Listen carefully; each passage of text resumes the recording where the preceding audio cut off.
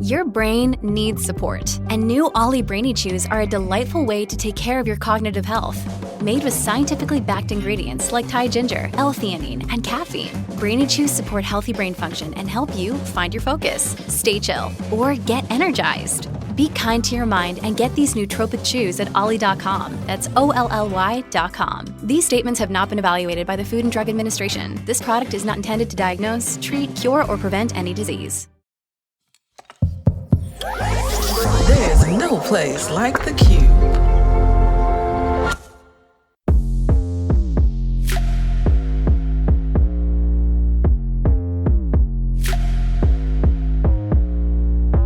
Hey, I'm Adele. And I'm Anna. And we are ACAD Productions. Get ready to nod your head and laugh out loud as we bring an unfiltered perspective to Black life in predominantly white spaces. So, welcome to the Head Nod. Season 1, Black Life at a PWI. From laughter to knowledge, we share in delight, breaking stereotypes, our unities in sight. In the BSU, a family's embrace. Black at a PWI. We own this space. Yes. Thanks, ChatGPT. Welcome to the Head Nod. Boom, boom, boom, boom. Family. Family, welcome to another episode of The Head Nod. And today we are excited to welcome Dr. Rae. Dr. Rae, what's going on? Hi, I'm happy to be here. We are so happy you're here, and let me tell the good people about you. Okay, Dr. Rae is a wildlife ecologist, author, speaker, podcast, and television host. She is also a nature lover as well as a millennial Black woman, mother, friend, and someone who considers herself to be pretty hilarious, okay? And we're going to find out today on this here show. At least I hope so. No pressure. No pressure. I did this to myself. You did indeed. You put it in the bio, Dr. Rae. I was a different person when I wrote my bio than I am right now, but we will see. I am here for a funny scientist, okay?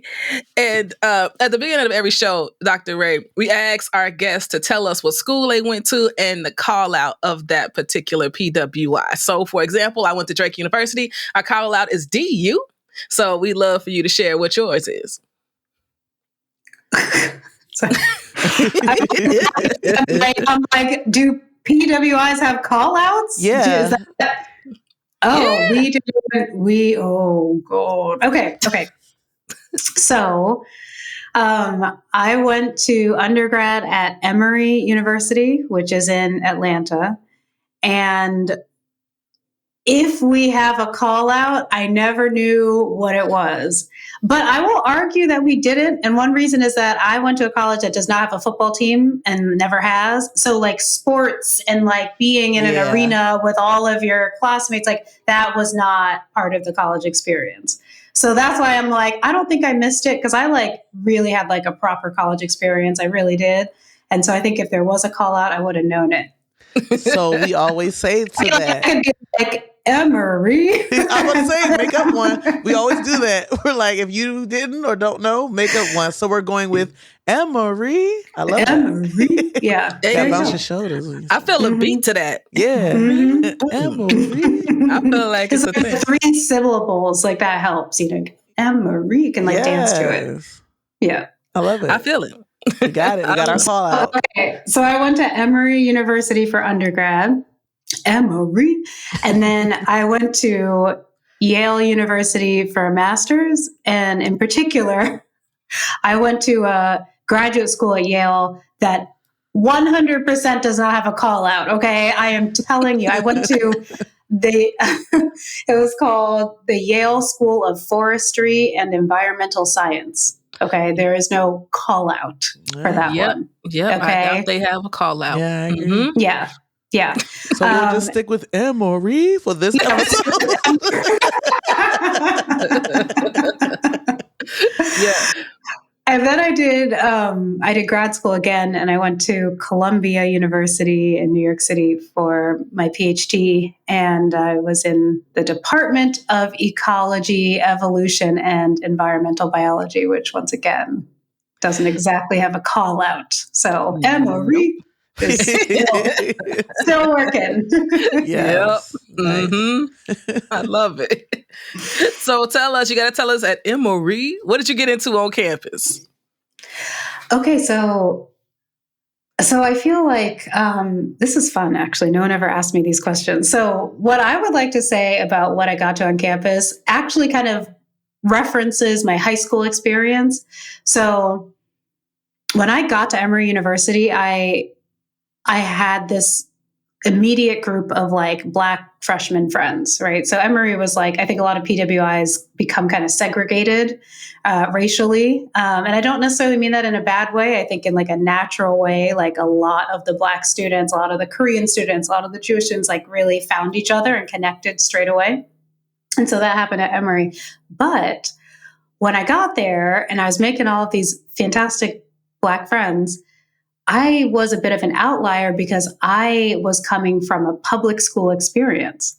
And in my, public school, high school, middle school, elementary school experience, I never knew people who went to private schools. Like I didn't necessarily come from a background where I realized that was a thing, like still, So I remember going to Emory, meeting my freshman roommate, and she had come from a boarding school. And I literally this was like before social media, right? Okay, this was like the internet wasn't super, this was early 2000s. Like we didn't use the internet, like Google wasn't a thing, so I wasn't so exposed. And I had thought that boarding schools were a thing of the past. I thought they were from 19th century England or something. And so my roommate was like, oh, I went to boarding school. And I was like, that's a thing, So I remember coming to Emory, and I had gone to a majority Black, like inner city public high school that had like the marching band and the the cadets and the like all the kind of Black cultural stuff, very normalized. And coming to Emory, where a lot of the other Black students hadn't had that, they'd gone to predominantly white private schools. And so they were like way more comfortable and familiar with like a Emory type campus. And yet they were seeking some of those like very traditional Black experiences. Whereas for me, I was like not seeking that, but it wasn't new to me. I hadn't been prevented from engaging in like Black cultural kind of school related things. So I say that to say that Emory University made this big deal out of having a step team, a freshman step team. And again, I was coming from a place where I was like, yeah, step team, like, but no big deal. We have those. But most of the other Black kids were like, wow, this is what I always wanted, to be able to be a part of a step team. And so that's what I got into, like literally day one, being an Emory student. Every Black student, every Black freshman was encouraged to be on the step team. And for some people, they had like never heard of it. This was like answering, something within them that had wanted to be expressed for so long. And for others like me, I was like, oh yeah, great. I guess I never did the step team. I was a cheerleader, but this is the vibe and I'm into it. And we're in Atlanta, early 2000s. Obviously, we all like wanted to be seen by the cool kids at Spelman and Morehouse as like equally cool because we can all step, and that was like my main activity. And it was fun. It was active. It created this wonderful community. It allowed us to kind of participate in some of the wider Black experience in Atlanta at that time. And 20 years later, me and my girlfriend still like, under the cover of darkness when we're all alone. We'll practice our little steps. Yes. We really do. And it meant a lot. And it was, I really appreciate how whatever Black faculty member thought that would be a really big part of the freshman experience. I really appreciate that they did that, because that's where I made my friends who are still my best friends today. And I love that y'all meet up and still like low key step. I'm here for that. Yes. We would never make it public. It's the cringiest it's like offensive to people who like take stepping seriously. Yeah. They would be offended for us, but we, it's fun. It's fun. And it's, and there's a depth to it, obviously, like a strong history and like a connection there. So coming from, like you said, a lot of the folk there kind of already have been around like predominantly white situations in boarding school. What made you choose to go to a PWI in the first place? Well, wow, that's I'm like being stumped. We're 2 questions in and I'm like being stumped once again. That means we're doing a great job here, Anna. These questions. What made me want to go to PWI? Well, I guess a couple of things. I guess because I wasn't necessarily detached from Blackness before college, right? And again, and I appreciate that so many people that I know and love were, but I had always been in these, like at least for middle school and high school, in these Black communities and these predominantly Black schools with Black friends. Like I had that, and that was going well. And so I really chose a college based on what I was interested in academically. And like, to be clear, I had a really great experience at Emory, and I'm so glad that I went there. But it was not my first choice school. So I had like several top choices, and I got rejected from all of them, and then had to look at like, okay, what did I get admitted to? And Emory was one of those schools, and I went around and I visited. And I will say that one of the things that made me choose Emory was that although it is a PWI at the time, it had a higher percentage of Black students than any of the other schools I was looking at. So it was like 9% Black or something. And I don't know what percentages are out there today and what's normal, but at the time for like private, like top 25 private schools in the US, 9% was on the higher end. And so I thought to myself, Emory's at 9%. I went and I visited and I stayed with Black students like on campus, and I like kind of felt that community. It was in Atlanta. And at the time, like that was like, Atlanta was wild. Atlanta's always Black, like real Black, but I would go to the grocery store and I would see Outkast like at Whole Foods, like just shopping, like Ludacris, Usher, T.I., Ying Yang Twins, like everybody was just like out and about and in the community. The club scene was going hard. Like it felt like, to me, it felt like a really great place to be young and Black. So I knew that I could step outside of my PWI and be in the AUC and be in the clubs and just like really feel the Black community everywhere. So it's not that I was choosing to go to a PWI, like that's not at least how I thought of it at the time. It was more that I was like, what's of the schools I got into, which school has like the science program that I want, and then what school feels like the right fit to me and why. And it did have to do with Blackness. So yeah, I just remember it distinctly that 9%. I was like, 9%, that's high. Let's go. Let's do it. And the It location. is very high. And the location too, because we've heard like a lot of folk come on and like have gone to like, even Anna and I have spoke about it, like those schools are kind of like in the middle of nowhere, in the middle, like you were in the middle of Atlanta. So it's like your Black experience is right outside the door. It's like literally right there. Beyond campus. That's dope. And I don't want to skip over the fact that Emory wasn't your first choice academically, because those other schools then must be those types of schools. Yeah. Because I'm like Emory's for the smart kids, right? You're right. I'm like, wait, not those, but then I got into Emory. I'm like, wait, I wish you said. It's so funny. For whatever reason, I had decent grades in high school. They were kind of all over the place, right? So when I was applying to college, I had like a bunch of A's, and I distinctly remember I had a D on my transcript in, ironically, a math class, and like 1 or 2 C's. So like my grades were kind of like, I think they averaged out to be like, okay, right? And my SAT score was like, okay. It wasn't bad. It definitely wasn't good. It was like all my grades and stuff were like threshold grades, were like probably like on the list. I was like top of the wait list, maybe for some of those other schools, whatever it was.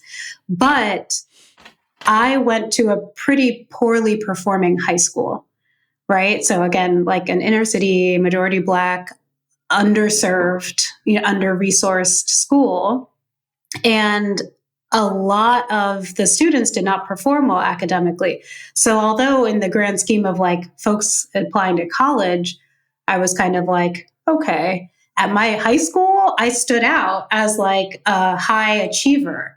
And so I would work with my guidance counselor and she'd be like, you'll get in wherever you want. I've never seen a student like you before. Like, go to Harvard, like you'll get in. I was like, I don't know. Okay, great. So I applied to all these Ivy League schools and I was like, I want to go here. I want to go here. And those schools were like, oh, that's cute. No. You ain't coming here. Oh, that's so cute. Try again next time. And so I applied to, a lot of different schools, and Emory's definitely an excellent school. But even for Emory, I know that I was not like an immediate yes. And I'm not trying to be like disparaging or anything like that. I now work at universities. I am a professor. I have a lot of context. And I know that I was probably on the wait list and maybe got bumped up. I know that Emory at the time was an affirmative action university. They made that very clear when they were, recruiting Black applicants. And I truly believe that affirmative action made a big difference in me being admitted to college. I absolutely 100% believe that's true.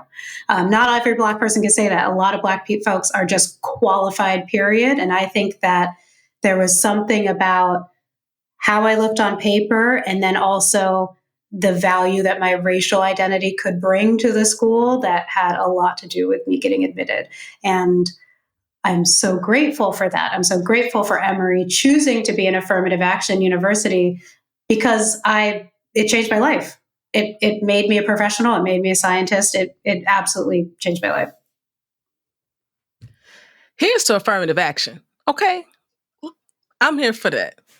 Three snaps. I will die on that hill. I am really all about it. It is. And it makes a big difference. And I'm sure the fact that you were studying the sciences also made a big difference as well, because we need more Black and brown folks in STEM. So I'm here for all of that. Now, I want to hear more about this stepping. Now, we know you stepped away on campus. Now, what else did you get into? Because you already said you had the full experience. Now, the full experience in Atlanta. I mostly mean that, like, I'm different now. Like, I am a mother of two young girls. Again, I'm a professor. I'm old, all the things. But we were in the clubs. Like, we were in the clubs, honey. Like, we were there was not a question of what you might be doing on a Friday or Saturday night. Like, we were in the clubs, the strip clubs sometimes, the hip hop club. We were in the clubs and it was so fun. Give me Magic City all day, okay? If for nothing else other than the wings. Yes. It's kind of important to say that, for part of this time I was underage. And so, we found creative ways to get into the clubs. But it was so fun. It was so fun. And I will say that I came from not like a sheltered background necessarily, but definitely my parents did not let me like be in the streets or out at night. And I'm grateful for that, because then when I went to college, I was like, had my head on my shoulders and didn't make too many mistakes, but we had fun. Like, we hung out with rappers as much as we could, as much as like we aspired to, we would just like be at clubs all night. There was like a time that I was like up on all the latest dances and like, and I'm like, wow, that's amazing. That like is astonishing to me. And one of the most amazing things that I reflect on so much now is that this happened right before social media took off, right? Like my freshman year of college was 2003. And that was the year that Facebook was invented.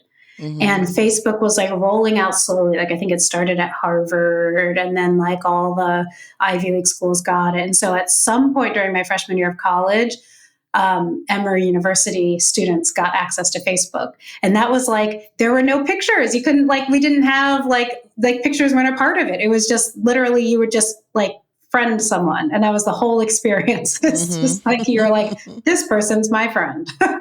That's it. And yet it was like super, super fun. I guess you could send messages. And so I had like probably my craziest, wildest, like Atlanta, early 2000s, like hip hop strip club, experiences before like there were photos, before people, it didn't matter if you had your phone. Yeah. Like most of us didn't have a camera phone at the time, like just your regular flip phone, no evidence. And aren't we grateful? And I'm so grateful for that. I'm so grateful for that. I am so grateful for that. I want to know like what's a story or something that, I gotta ask that may have. So there's this song at the time, and don't ask me whose song it was because I'm going to embarrass myself because I don't remember. But it's called White Tea. Yup, in my white tea. Okay, yeah. In my white tea. Right? Yeah, okay. Yeah. It was like a hit. And me and my friends who were Black, we had one white friend who is still one of our besties. And she was also on the step team. And she would join us at the clubs, right? Like this, she was like, great, this is going to be my college experience also. And we were at a club once and White Tea came on and we're all like dancing. And she decided like, after a couple of drinks, she might like change the lyrics to white skin. So she's in the club and she's saying, yep, in my white skin. And she's kind of being like, making fun of herself, like, what the hell am I doing here, right? Like here I am, because she's like white, like it's white. She wasn't like performing Blackness, you know what I mean? Like she was like, I'm gonna show up here and be the obvious white girl, right? Like she's like, I'm not gonna try to toe the line, but she changed it to white skin, which was like an inside joke for us, for like our little group, but not necessarily for like the hip hop community that we were in. And I remember like the first girl who pushed her and all of a sudden we were in like a flat out fight. And me and my girlfriends are being like carried by the bouncers, like over their shoulder, like and tossed out of the door of the back door of the club, like literally what you'd see in like a sitcom or something, like actually happened to us. And we're all being like thrown out of the club after starting a fight because we changed the lyrics to White Tea for our one white friend. And anyway, so that was like a story that I will never ever forget. It was amazing. And then we got thrown out of the back, which is a parking lot. And it's like dark and gross. And T.I. was there. And T.I. was just hanging out because he was like kind of known for like parking lot pimping, right? Like hanging out like for the let out of the club. Because he'd have like, he was like a rich, famous rapper. So he had like a super nice car and he'd be able to like check out who's like a cute girl. And, it was just like there was kind of like a tradition to like leaving the club and seeing who was in the parking lot and then like trying to like sober up real quick and like act cute to see if you get asked to go to the after party. This was back when like hotel parties were a thing, right? Yeah. So the after party was like at a hotel and, so anyway, like I am going on and on. I swear I took school really seriously. I did. I studied. I am telling you I did. And I'm not kidding. Like I really did. Like even my girlfriends would make fun of me because like half the time I'd say yes to going out. And then half the time I'd be like, guys, I have homework. Like there's exams are coming up, But it was just, I really appreciate like going wild at the age that is appropriate, like I wasn't too young. I wasn't too old. I'm really grateful that like, I just had those like crazy nights when I had them. Although the one thing I will say, like, I'm like, oh, I'm so glad there was no social media. I'm so glad. The one thing we could have used though was Uber. Okay. Yes, like Uber is, I think now I'm like college students have Uber. Like this is a great invention. It's so safe. Like, holy shit. I don't know if we're allowed to cuss, but like,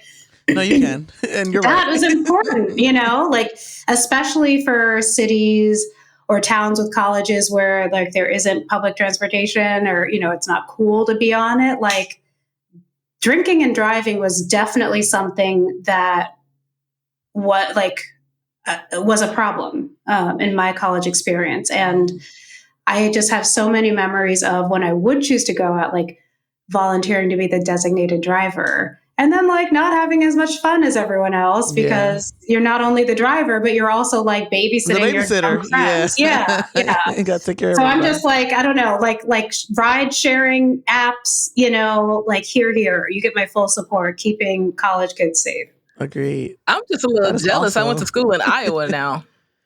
Right? Definitely didn't See, have I as was much behind fun. nobody clips. Definitely weren't rappers in the parking lots. Yeah, we had rappers in the parking lots. We did. Yep. Do you all still tease her to this day? Yep, in my white skin. Oh yeah, we talk about white skin all the time. Yep. That's hilarious. Yep, in my white skin. I slang in my white skin. Hey. Yeah. Yep. To this day. And we're almost 40 and we still She will never it. live that down. I love that though. That's cool. Y'all were connected. The second y'all got thrown out collectively, Period. y'all were bonded. That was it. Yeah. Mm-hmm. Your friends ain't your friends until you get kicked out the club. Seriously. Now, Dr. Rae, we got a few segments, and our first segment is called Rock On. Party on at this PWI.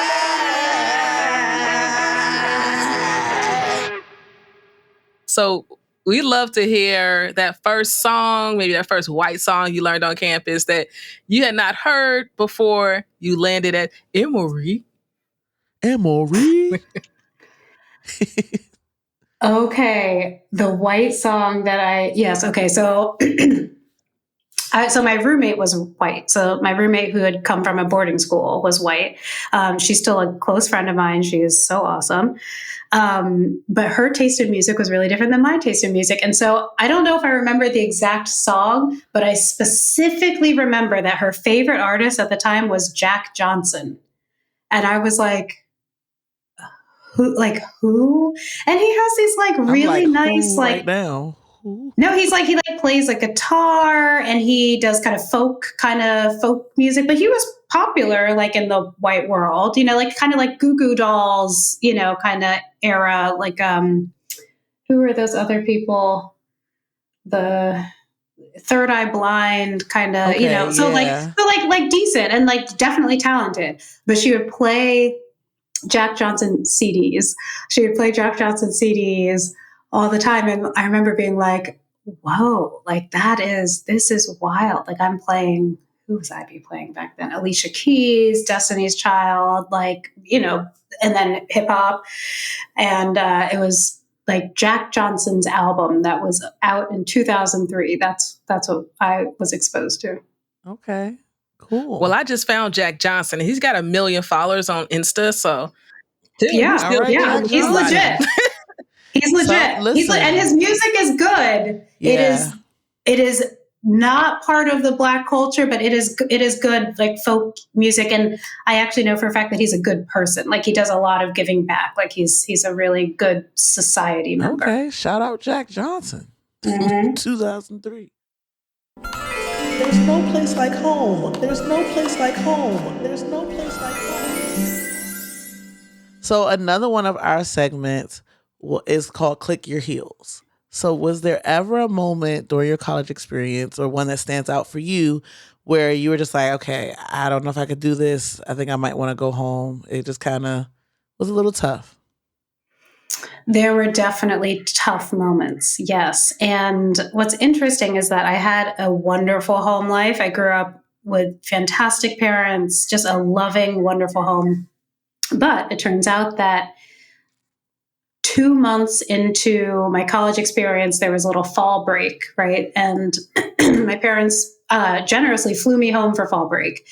And that's when they dropped the news that they were getting a divorce.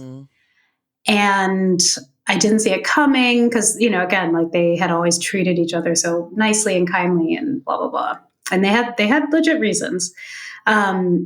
But I felt, my little 17-year-old self at the time felt that I no longer had a home to go back to. And I remember, and I wouldn't have been this way now, right? Like now I have totally different perspective, but at the time that was me. And I felt like, well, that's that. I have to depend on myself, and I'm going to become hyper independent and like create my own future on my own and only have me. And so to answer your question, yeah, there were a lot of times. Yeah, there were several times in college that I was like, I'm doing badly. I'm not, this isn't, this is scary. This is overwhelming. This is intimidating. I think I'm failing, all kinds of things. But I never felt like I want to quit and go home, because I told myself, no one told me this, but I told myself that I didn't have home to retreat to. Mm-hmm. And I luckily did not have my lowest life moments in college. I had some really magical moments that allowed me to like rise up and continue. But I do, and I actually haven't shared this publicly yet, but I did have some unhealthy ways of coping a couple of times, and that involved like disordered eating. So there were just some weird times that I think about a lot where I would like binge eat when I was feeling really stressed with school, just like in ways that I can't even comprehend now, like get 2 full pizzas, like 2 giant pizzas, and like eat them until I passed out. And that was what would happen when and I do it like alone. Like I would like close my door, lock my door, no one could see me, and just like eat and then wake up the next day.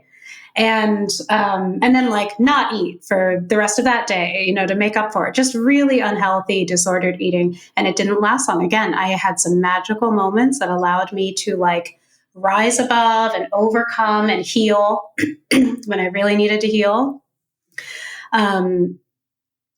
So it wasn't a smooth road. It wasn't like easy. Some of my relationships, like with men, were kind of unhealthy. So there was some personal trouble that I felt, but I did not suffer the way so many young women suffer in college. And I really, really know that I had some amazing like moments or people that like helped me turn it around. And my parents got divorced, but they were like still very much in my life. Like they're like, I was close with them in college. I remained close to them today. Like I had a certain reaction to their divorce, but they didn't create that for me. Like I created that for myself, and the support of my parents, made a huge difference too. Yeah. No, I appreciate you sharing that, because that takes a lot. So we definitely appreciate that for sure. Was this something like that you ever talked to your parents about, like how it impacted you? Like these conversations come up a little more now. I will say I just wrote a book, and it's coming out in April, and it's a memoir. Congrats. And it's a lot about my 20s. So like most of the book is about like all the crazy stuff in my 20s, going to the club, living in Africa and studying lions, like, my parents getting a divorce and me being hyper independent and like, becoming a really interesting scientist. I mean, it just kind of details that unique time period. So some of these conversations are coming up for sure. But some of them like just remain just kind of reflections that pop into my head every so often when I'm like, oh yeah, I went through that. Or like, oh, that's called depression. like now I get it makes sense. Yeah. That like, oh, anxiety. Like that's the word for it. Yeah. Just the articulation I have now for what I experienced 20 years ago is really interesting and very helpful. And I will say this. I will say that although in some ways I'm glad I didn't have social media as a college student, in a lot of ways I look at least my algorithms on social these days and I'm like, wow, I really could have used that. Like I could have really used that when I was in college. Like I have a lot of like feminist, like empowering, social justice. I mean, like mental health, like that's like my algorithm is all those like kind of educational tools. And I'm like, wow, had I been exposed to that in college, I might not have hooked up with that asshole guy, or had an undiagnosed eating disorder, all of those things. I think that at least a lot of the spaces on social media can be so strengthening for people who are alone or dealing with something alone. And I really hope that there's a lot of college students, especially Black college students today, who gain strength from those spaces on social. Yeah. I appreciate you spinning social, because social take a lot of heat, but none of us really talk about why we keep opening the apps.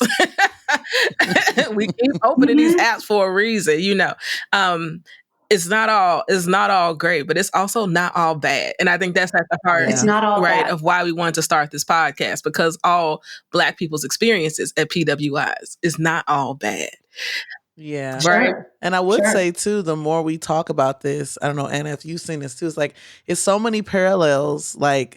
I've really enjoyed talking to folk from different schools, because you we were in different places in the world at different times, and it's so many things we have in common from these experiences. I asked your question because my parents too divorced my freshman year, and I was like, what's home? I don't know. Yeah. Where do I go? Who do Very I stay destabilizing. with? Yeah. Am I being disloyal by staying with one parent over the other? It's just, I just wanted to stay in Pennsylvania.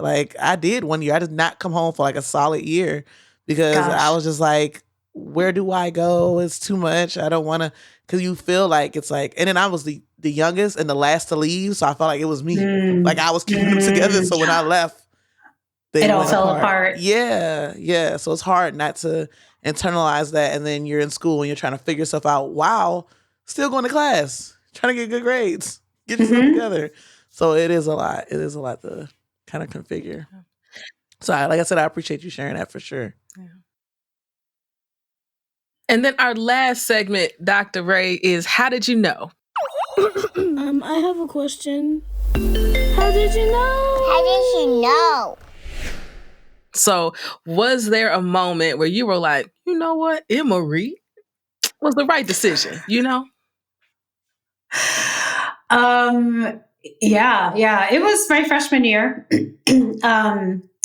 And it's because I mentioned just a minute ago that when I was in high school and I was applying to colleges, I had a transcript with all my grades on it, and they varied, right? So some were good grades and some were bad grades. And my D in high school was in pre-calculus. I got a D. And then I took the class over and I got a D, right? I was just this was not changing.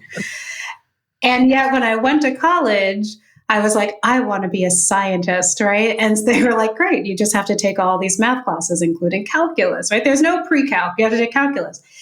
And so my freshman year, I think it was second semester freshman year, I signed up for calculus, and I was kind of the only way through is through. And it was one of those big classes, right? 200 people, a grad student was teaching it. I mean, this man was probably in his 30s at the time, but he was, grad student. And I remember sitting in the class and being oh, I don't understand any of this, day one. And I was being constructive. So I said, okay, I'm going to go up to the teacher, right? I'm going to introduce myself. My dad always tells me, go to office hours. So, class was over. I walked down to the front. I introduced myself to the teacher and I said, hi, I'm Rae. I'm in your class. I just want you to know that I'm really bad at math. And do you have office hours? Because maybe I can get some help. And he looked at me, and he was a Latino man. And he said, you're not bad at math.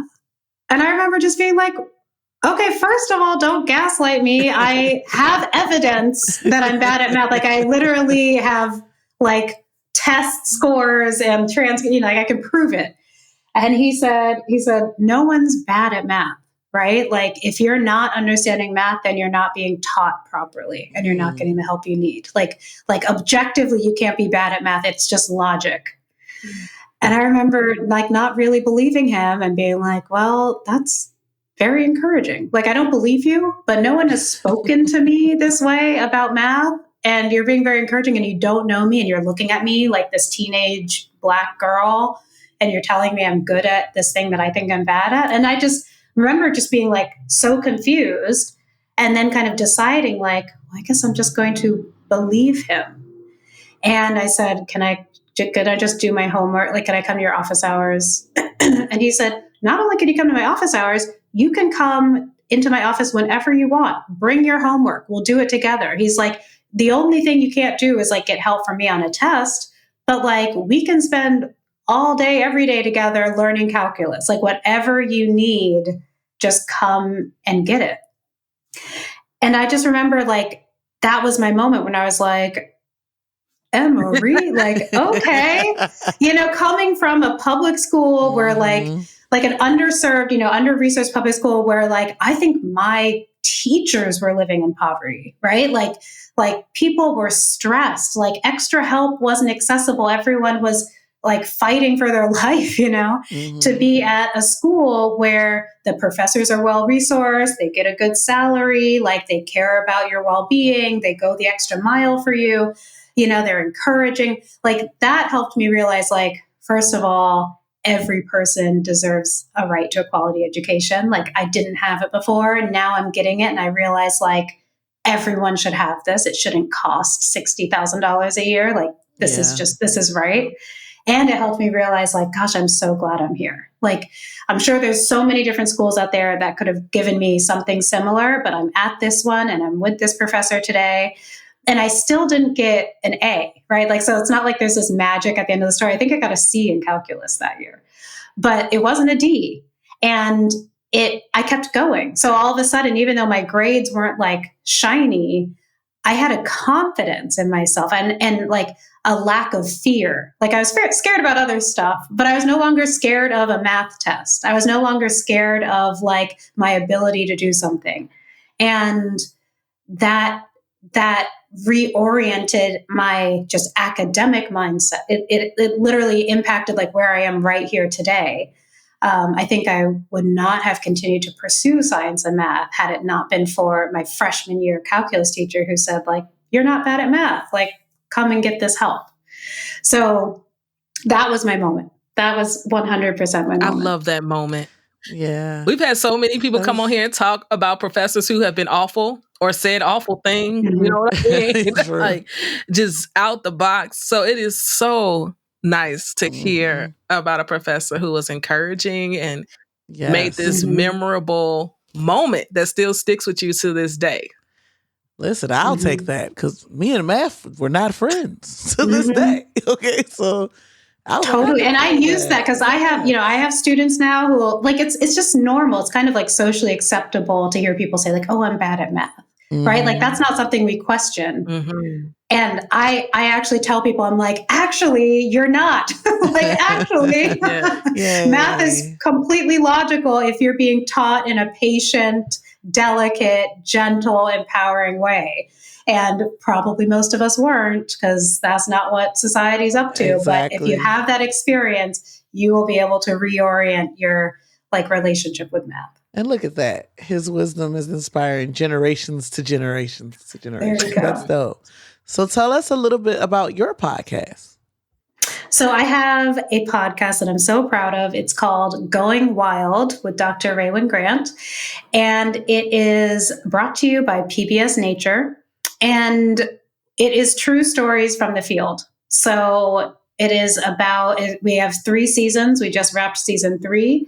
And it's stories from myself, like my craziest, wildest stories, and stories from other predominantly Black, but a couple other demographics sprinkled in, wildlife ecologists and wildlife professionals from around the world. And every story is about an adventure with an animal. So I tell stories about, when I was tracking bears in the Sierra Nevada or living with lions in central Tanzania. Wait, these are true stories? True stories from the field. Okay. Wild stories. And all my guests will tell one story. So it's very much a storytelling. It's not an interview. It's just like a story with an arc. And we weave in identity and identity journeys that coincide with our like adventures in the wilderness. And most of them are positive because they're mostly learning experiences, but many are very dramatic in terms of like running from an animal or also like running from like a hidden identity within yourself. But I am so proud of my podcast. Again, Going Wild with Dr. Rae Wynn-Grant, wherever you get your podcasts. I'm so proud of it because I expose a lot of things that I never thought I would share. And then all of my guests,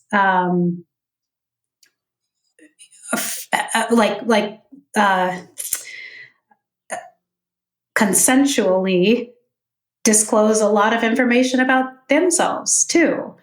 And, in season 3, we explored like, always Black identity in parallel to like the wilderness, but also a lot of queer identities.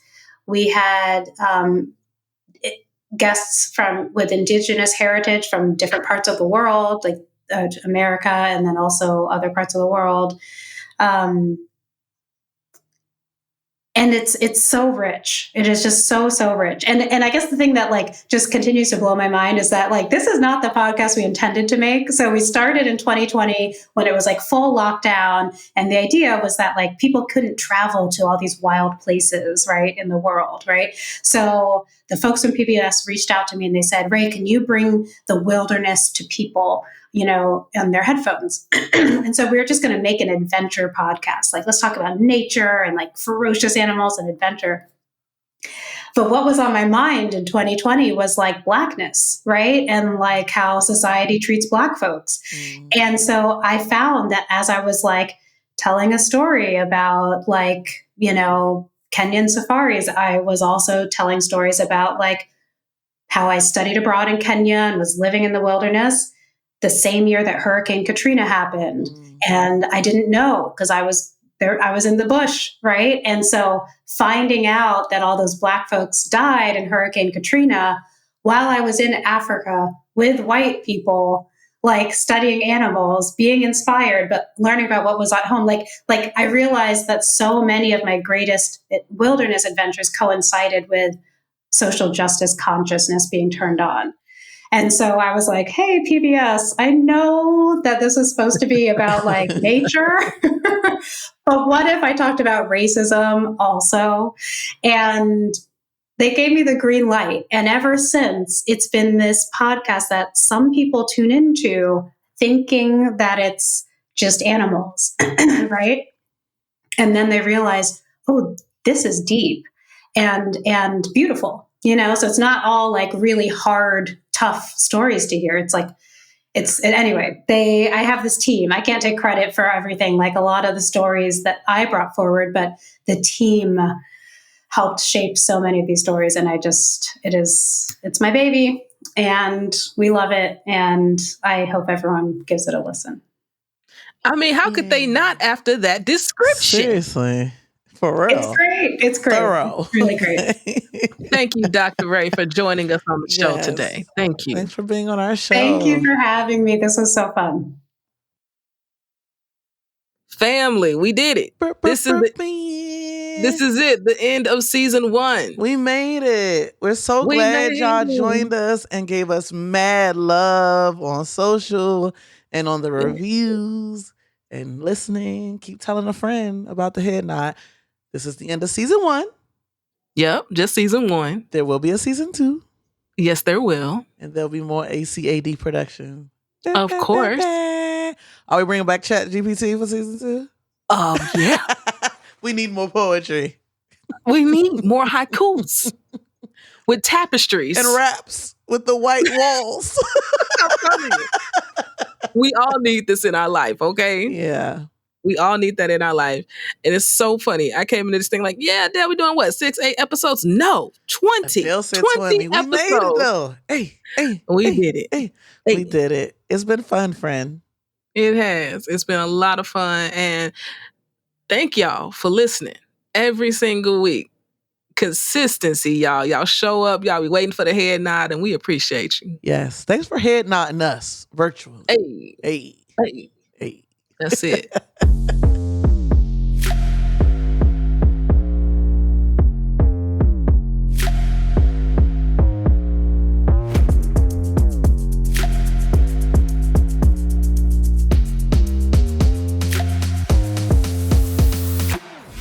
Thank you for tuning in to the Head Nod Podcast. Don't forget to subscribe and follow us on the Cube app and at DCP Official across social.